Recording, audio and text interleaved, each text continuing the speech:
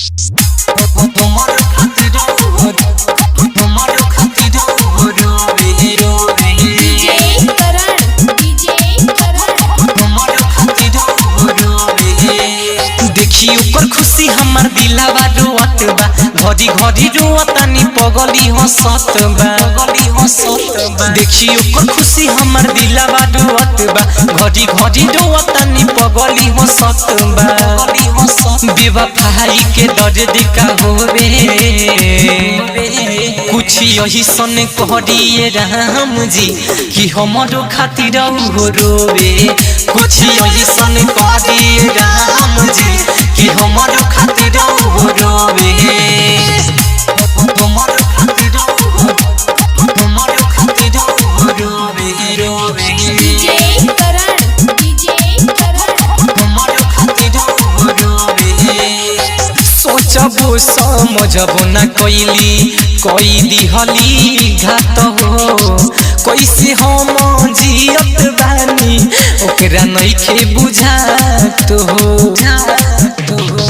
सोचबो समझबो न कैली कोई दिहली घात हो, कैसे हम जियत बानी ओकरा नइखे बुझात हो। हमरा नींद नहीं पड़े त सोवे,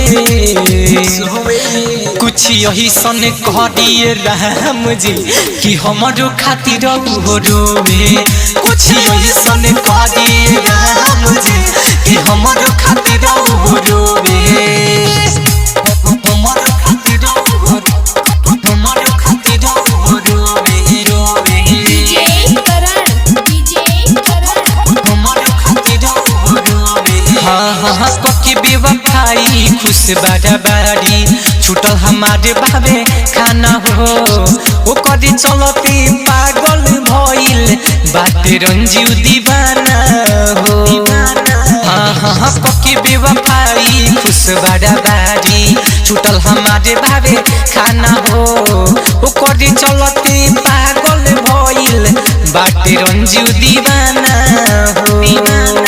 विशाल पंकज उदय मुए, कुछ यही सन कहरिए राम जी कि हमारो खातिर हो रोवे। कुछ यही सन कहरिए राम जी कि हमारो खातिर हो रोवे। देखी ओकर खुशी हमार दिलवा रोवत बा, घड़ी घड़ी रोवतानी पगली हंसत बा। बेवफाई के दर्द का होवे, कुछ यही सन कहरिए राम जी कि हमारो खातिर हो रोवे। कुछ यही सन कहरिए राम